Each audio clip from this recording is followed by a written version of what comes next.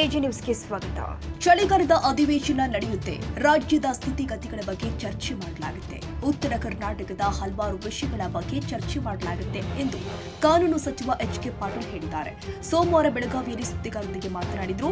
ಆಪ್ತರ ಕೃಷ್ಣ ಹೋರಾಟದ ಬಗ್ಗೆ ರಾಜ್ಯ ಸರ್ಕಾರ ಸೂಕ್ತ ತೀರ್ಮಾನ ತೆಗೆದುಕೊಳ್ಳುತ್ತೆ. ಆರ್. ಅಶೋಕ್ ಅವರು ರಾಜಕೀಯ ನಾಟಕ ಮಾಡುತ್ತಾರೆ ಎಂದರು. ಸುಮಾರು 12ಕ್ಕೂ ಹೆಚ್ಚು ಬಿಲ್ಗಳು ಈ ಸದನದಲ್ಲಿ ಚರ್ಚೆಗೆ ಬರ್ತಾವು.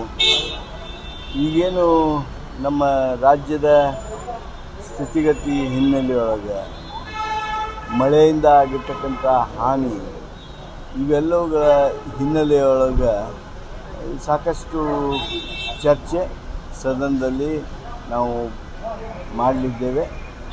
ಉತ್ತರ ಕರ್ನಾಟಕದ ಹಲವಾರು ವಿಷಯಗಳನ್ನು ಚರ್ಚಿಸೋದಕ್ಕೆ ಈ ಒಂದು ಚಳಿಗಾಲ ಅಧಿವೇಶನ ಬಹಳಷ್ಟು ಅನುಕೂಲಕರ ಆಗ್ತದೆ. ಆ ರೀತಿಯ ಉದ್ದೇಶವನ್ನು ಈಗಾಗಲೇ ಅವಕಾಶ ಮಾಡಿಕೊಡ್ತೀವಿ ಅಂಥೇಳಿ ಸ್ಪೀಕರ್ ಅವರು ಹೇಳಿದ್ದಾರೆ, ಕೌನ್ಸಿಲ್ ಚೇರ್ಮನ್ರವರು ಹೇಳಿದ್ದಾರೆ. ಅಪರ್ ಕೃಷ್ಣ ಹೋರಾಟ ಬಗ್ಗೆ ಬಾಗಲಕೋಟೆಯಲ್ಲಿ ಪ್ರತಿಭಟನೆ ಕೂಡ ನಡೀತಾ ಇದೆ. ಏನಾದರೂ ಈ ಬಗ್ಗೆ ಸದನದಲ್ಲಿ ಅಪರ್ ಕೃಷ್ಣ ಹೋರಾಟ ಬಾಗಲಕೋಟೆಯಲ್ಲಿ ನಡೆದಿರುವಂಥದ್ದು ನನ್ನ ಗಮನಕ್ಕೂ ಇದೆ. ರಾಜ್ಯ ಸರ್ಕಾರ ಈ ವಿಷಯದ ಬಗ್ಗೆ ಭಾಳ ತೀವ್ರವಾಗಿರ್ತಕ್ಕಂಥ ನಿರ್ಣಯವನ್ನು ತೆಗೆದುಕೊಳ್ತಿದೆ.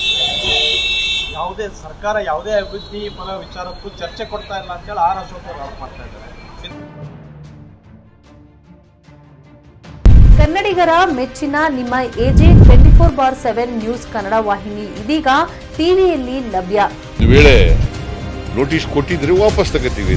ಇವತ್ತು ವಕ್ಫ್ ಪ್ರಾಪರ್ಟಿ ಅಂತೇಳಿ ಬರ್ತದೆ ಅಂತ ಹೇಳಿದ್ರೆ ರೈತರ ಬೀದಿಗೆ ಬಂದ್ರೆ ಏನ್ ಮಾಡ್ಬೇಕಾಗತ್ತೆ? ಯಾರು ವೋಟ್ ಹಾಕಲಿಲ್ಲ ಅಂದ್ರೆ ಗ್ಯಾರಂಟಿನೆಲ್ಲ ಸ್ಟಾಪ್ ಮಾಡ್ಬಿಡ್ತೀವಿ.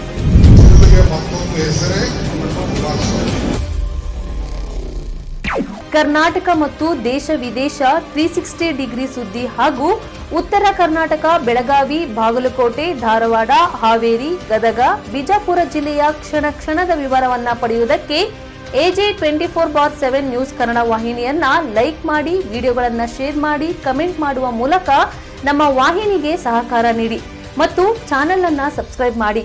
ಧನ್ಯವಾದಗಳು.